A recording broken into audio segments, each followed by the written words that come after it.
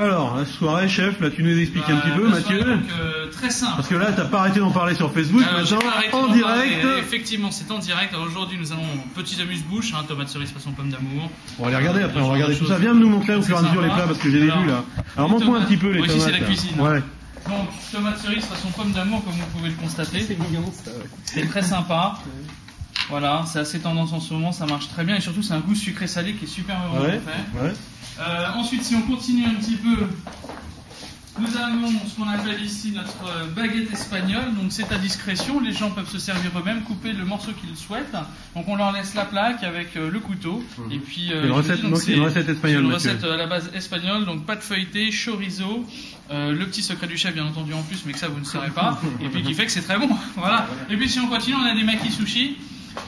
Voilà. Faut que je passe la porte là, attends. Mathieu, laisse-moi passer. Voilà, vas-y. Ok, on le fait en direct. Tac, et donc les makis sushi que l'on va apprécier. Pour le côté salé, on mettra quelques bretzels simplement pour casser un petit peu le goût. Et puis ensuite, on attaquera le millefeuille de boudin noir. Le millefeuille de boudin noir, ça c'est une création. Millefeuille de boudin noir que ton ami est en train de préparer, qui s'appelle Julien. Ok. Salut Julien, donc tu nous montres un peu là ce que tu prépares. Donc là c'est le début. Une galette de pommes de terre façon grand-mère, du boudin noir qu'on va monter ensuite en millefeuille, avec pommes, boudin, tout ça dans des petites feuilles de briques pour que ce soit bien croustillant. Et puis des côtelets qu'on a préparés. Côtelets farcis. Côtelets farcis. Farce, chair de saucisse, raisin et persil. D'accord.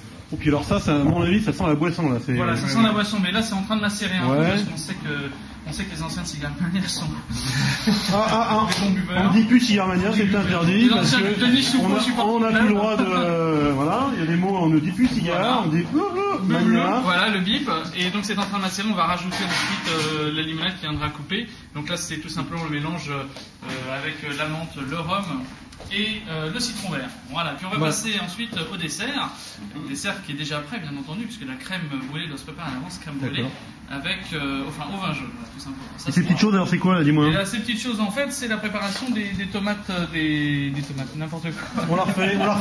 C'est bon, quand même. Mathieu, alors ces petites choses, c'est quoi? On l'a refait. Alors ces petites choses, c'est tout simplement nos patates façon grand-mère. C'est-à-dire qu'en fait, c'est une recette qui à la base est picarde. Et donc, ce sont des pommes de terre que l'on réduit en purée à chaud et à froid. On rajoute un peu de persil et on moule tout simplement avec, on lit avec quelques œufs.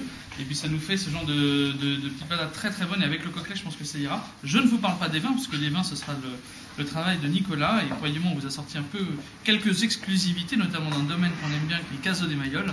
Les Caso de Mayol, ils produisent très très peu de bouteilles, souvent plutôt 500 bouteilles par cuvée. Donc c'est vraiment très petit. Concentration extrême, puisqu'ils travaillent entre 15 et 16 hectolitres à l'hectare pour la cuvée qu'on va déguster. Donc c'est quasiment un du tout, c'est de l'extra concentration. Vous allez voir, c'est très très très très bon. Voilà, donc il y aura 3 vins sur la soirée. Assez agréable. On va peut-être embrayer un petit peu sur ton activité. Alors explique-nous un peu ta société. Alors, très simple, parce qu'ici on est dans un lieu où on peut faire la cuisine. Alors on fait la cuisine. On goûte du vin. Ah, un monsieur qu'on connaît, qui est sur Facebook également. Super. Super, ça y est, je suis stické encore une fois. Voilà, exactement. Et donc ABC, c'est l'école des plaisirs de bouche. Donc ABC. ABC dégustation. Et ici, on apprend à faire. Et on est où alors exactement? Parce que là. Alors, ici, on est à Levallois-Perret. D'accord. C'est la structure mère, Levallois-Perret. Hein. Sachant qu'en fait. Une adresse? Adresse 32 rue Jeugade, merci de venir ressortir là. Un téléphone 01 47 30 89 19 ou abcdégustation.com, tout est sur notre site internet. Ok, et donc en fait ici on apprend à déguster le vin, donc ce sont des dégustations soit thématiques pour ceux qui connaissent mieux, soit des dégustations de personnes qui ont envie d'apprendre ce que c'est que le vin. Et on a aussi tous les cours de cuisine, macarons, millefeuilles, on a les alliances mets-vin, enfin on a une multitude de thèmes. Animé par des chefs, voilà. Moi j'assure simplement les macarons dès qu'il s'agit de faire de la pâtisserie. Et croyez-moi, on s'éclate en permanence. Donc tu fais ça pour les particuliers, pour les entreprises, pour les particuliers, les professionnels, le manager qui va inviter toute son équipe pour les récompenser, pour les motiver, les fusions d'entreprises aussi de plus en plus, c'est-à-dire qu'en fait 2 départements qui se mergent entre eux et puis on les fait un petit atelier incentive pour que l'ambiance commence à se créer. Ouais, c'est mieux de faire ça dans les fusions que dans les faillites par exemple. Mais quoi que dans les faillites, ça commence remarque, ça se fait aussi. Mais... J'ai eu des demandes pour fêter un divorce, voilà, donc ça se fait. Et c'est plutôt des prix, je crois que c'est des prix très accessibles en fait. On essaie d'avoir un très bon rapport qualité-prix parce qu'on estime que le vin doit être partagé, la cuisine aussi, et que ce ne sont pas des éléments qui doivent représenter des classes sociales. Voilà, donc c'est notre philosophie. Bon, bah ça me semble. Manger et boire du bon surtout, et savoir ce qu'on mange. Voilà.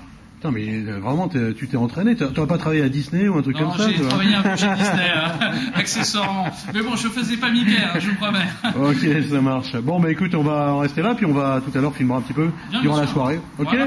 Ok. À tout à l'heure. Ah bah ça y est, on voit plus Henri. Il est où? Il fait caméra, là? Ah oui. Salut Dominique. Ça fait un peu caméra de baignoire. Salut Laurent. Elle est étanche. Tu es censé être ici? Oui, c'est bon, on peut filmer. Oui, il y a pas Et encore... Eh ben oui, on l'a, encore un qui est sur Facebook, en direct. Il est monté, il est remonté de son coin, hein Philippe? Bah oui, ça va? Toujours fidèle au poste. Ah bah alors. Quand Denis Soupeau m'appelle, je ne peux résister à l'appel. Ça fait plaisir. Alors voilà, d'autres personnes. Ah ouais. Intéressant. Et Michel, L'arrivée de David. Oh. Ouais David. Ça va bien et toi? C'est la suite d'une association qui existait depuis 3 ans. Nous ne faisions que de la dégustation de vin. J'animais ça avec mes associés en parallèle de mon travail chez Disney. Et puis, vous savez comment ça se passe chez Disney. À 17h30, on vous dit que le vice-président a changé. Par conséquent, à 18h, vous ne faites plus également partie des effectifs. Parce que vous étiez assistant du vice-président à la stratégie de développement spectacle. Vous vous occupez du développement des spectacles et des saisons.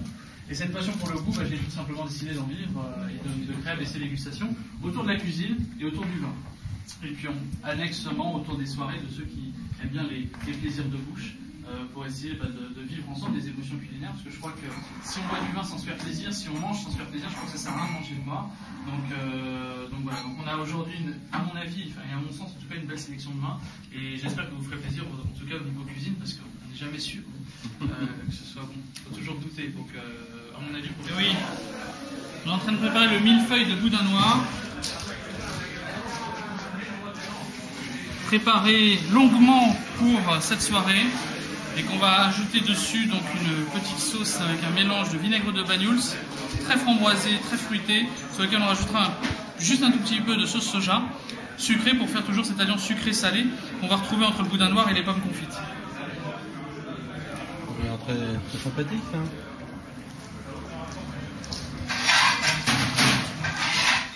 Ça relève tout. Et ça le rend beaucoup plus digeste. Ouais, ça reste un peu acide. Ça reste voilà, une certaine c'est une tenue. C'est minéral aussi. Hein. Oui, c'est minéral. Ouais. Ouais, c'est vachement bien fait. Voilà. Donc j'espère que vous allez vous régaler. Je pense. Nicolas, bravo. Magnifique, bravo.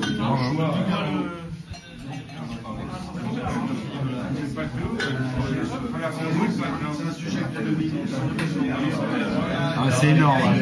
C'est énorme, c'est énorme. Mais non, c'est pas énorme. Ça va, la bouillie.